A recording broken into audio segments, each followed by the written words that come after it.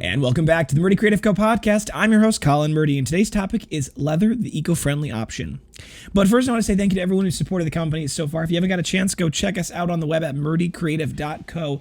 That's M-U-R-D-Y creative.co. Or you can check us out on Facebook and Instagram by searching at murdycreative.co to see the best of our product shots. Follow us to keep up to date with our daily photos and be the first one to know about new product launches. You can also use the subscribe button at the bottom of our website to be included in all of our new product announcements. Be sure to check out our laser engraving, personalization options, and exclusive colors on our website, or you can blank one on Amazon Prime. All right, so first and foremost, for those of you who haven't already, join our text message club by texting Murdy, M-U-R-D-Y, to 77222. That's Murdy to 77222. That's M-U-R-D-Y to 77222 to join our text message club and to hear about some cool things that may be going on. So today we're talking about is leather the eco-friendly option. And this is a really controversial topic. There's a lot to it. And I wanted to address this because I've been getting some comments recently on a lot of our Instagram posts about a vegan option that I've kind of referenced in the past, and it's something that is hopefully coming down the pipeline soon.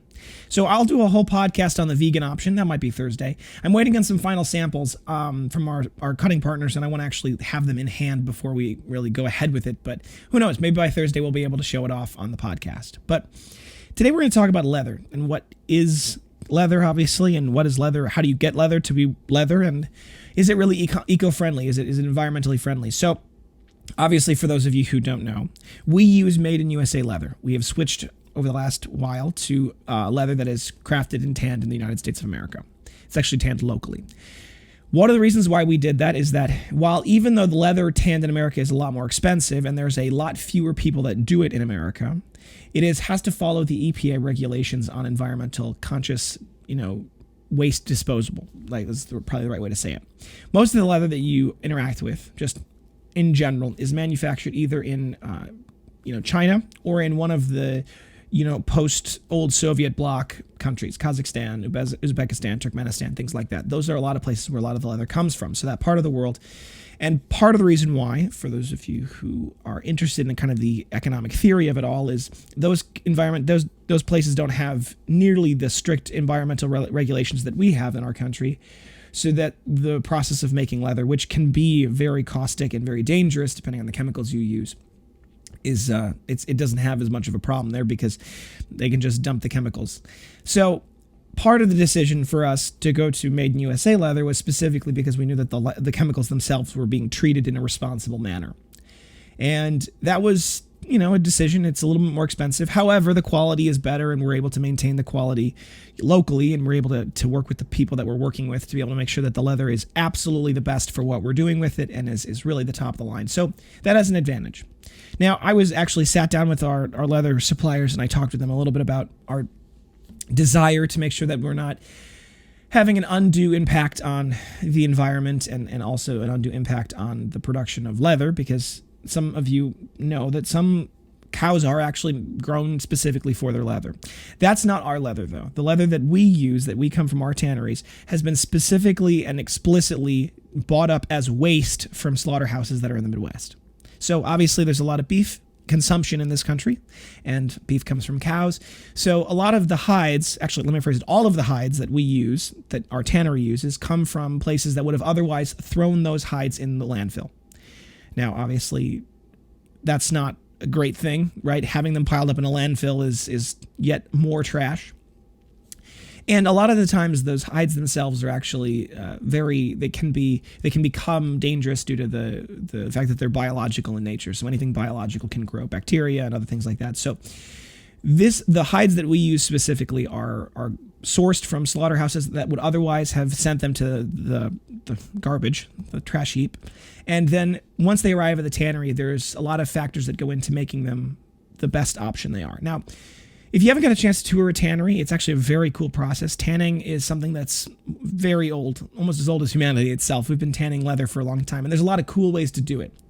The modern methods of tanning leather are actually not that different than they were about 100 years ago, to be honest. And the tanning process is actually very complicated science if you're interested in how it works. You can go look it up, research it all. There's a lot of details to it, but the reality is leather can come in all shapes, sizes, thicknesses, colors, colorations, patterns. There's so many different directions to go with the raw material itself, and there's a lot of science that goes into making them what they are. It's not unlike cooking. It's not unlike manufacturing really anything that requires a lot of high accuracy in chemical manufacturing. So the hides come in obviously in their form. They're kind of their raw state. They get tumbled in drums, and then they go through a wet blue process where they get injected with minerals to make sure that they kind of maintain that temper over time. We have ours chrome tanned with an oil finish and chrome tanned with a wax finish for our premium leathers. We also have for our onyx, because black is not the color that anything comes, we have them sanded down. There's actually a pigment layer that's applied, a resin layer that allows it to have that kind of perfect smooth layer that it has. So there's a couple of factors in the tannery itself that obviously change how the leather is created. Regardless of how it's created, for the most part, all leather is chrome tanned because the chroming process allows for the leather itself to be heat resistant and temperature stable, as well as water stable. So where you have veg tan, which uses vegetable oils and things like that to tan the leather, that can be a great option. However, the leather itself is significantly more sensitive to humidity, temperature, getting wet, and anything like that. That'll cause it to shrink, expand, all those other good things. And with a application like ours, where there's precise tolerances and very high accurate cuts, we obviously can't have these things shrinking and expanding depending on the water. So we have ours chrome tanned. The advantage of chrome tanning is that it is a very, very, very stable tanning process. Once the leather is finished and it comes out of the tannery, it's probably going to stay that way for a very long time. Now, it does break down. Everything breaks down over time, and it does break down faster than plastics. However, it is definitely far more stable than its veg tan counterparts. Now, some people would say, well, why use leather rather than using something like faux leather? Well, in contrast, faux leather is almost always some version of polyurethane, which is a variation on plastics. Now, they require oil to produce, and while they don't have any involvement in animals, they actually generate a lot more waste in the long run, and that waste itself doesn't break down very quickly or very efficiently.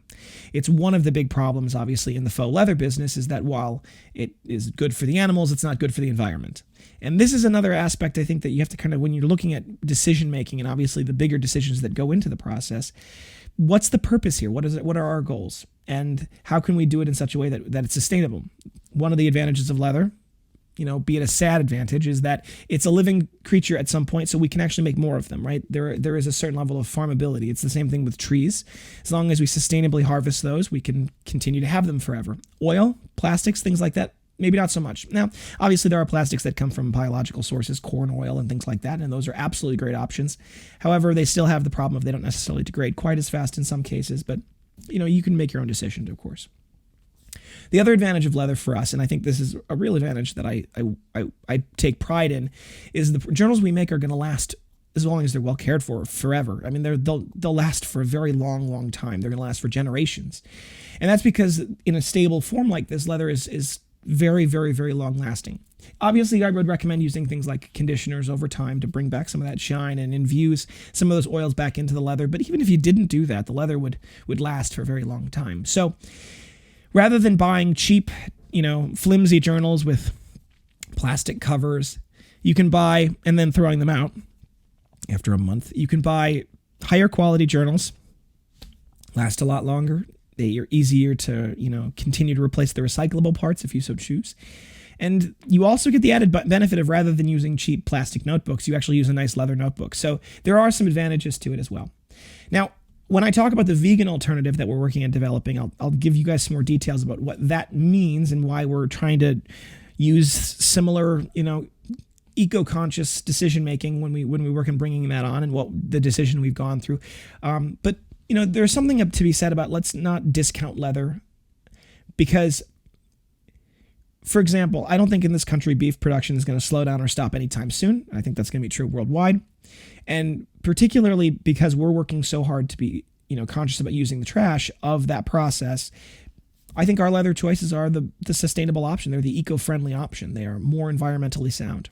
And that's something that we've been working very diligently on, because we care about our environment. We care about the planet. We want to work on, making things better. But we also don't have to sacrifice quality to do that. I think there are plenty of ways to find really good products that are really, really long lasting, and that are also, environmentally sound and environmentally friendly. So check that out. Obviously, if you want to learn more about our specific process, if you have questions specifically for me about the process, you want to do a little more research, feel free to reach out. I'm always happy to talk about, what we do, where we come from, how we do it.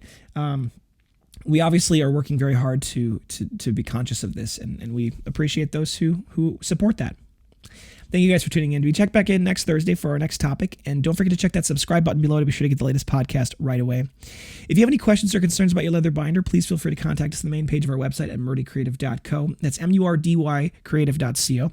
You can also contact us via Instagram and Facebook. You can text, call, email, direct message, all the usuals, and I'll do my best to get back to you as soon as possible, but I do appreciate your patience. That being said, if you email us multiple times, what ends up happening is the newest email is where the position is in the inbox. So if you email us multiple times, it can push you a little further in the thing because we try to go chronologically as much as we can in the inbox. So you can obviously get a hold of us on our phone number for our company, 414-434-9001. We do our best to answer it, but it is just Leah and I, and we have a new baby, so there may be times when we have to step away and take care of him. We'll do our best to call you back as soon as we can. If you think we deserve it, a good review can go a long way to help us grow our new community. You can leave a review on Facebook. You can go to facebook.com/murdycreative.co. You can read all of our reviews. You can also search murdycreative.co in the search bar and we'll come up. The reviews tab, when you go to our main page, is on the left side of the bar. You can see there's a reviews button. Click reviews. Then it says, do you recommend the Murdy Creative Company? You can click yes and write your review, or you can go read all of the wonderful reviews we have. It keeps me going, and I love reading those myself. If you want to share this with your friends and family and you want to earn a little bit of revenue, a little bit of commission, go check us out on Brand Ambassador. We actually have an ambassador app that we've been working really hard for. So you can go to murdycreative.co/ambassador, murdycreative.co/ambassador. You can also search us on social. In our website, the social bar has the ambassador link there, and you can go apply and we'll be able to help get you set up. You can earn a little bit of commission, and it's a great way to share it with your friends. If you think we deserve it, a good review is really important on the podcast as well. So whatever you're listening on, go leave us a review on that podcast app. It really does help share it with the new community. It helps us grow. If you want to hear any topics on our podcast, you got something specific you want to learn more about, send me an email. You can always reach out to us, sales@murdycreative.co, and I would love to talk to you more about what we should do as a podcast topic. If you're looking for multiple binders for gifts, giveaways, menus, really any reason, ask about our book discounts available. Thank you so much for tuning in. Have a great day, and goodbye.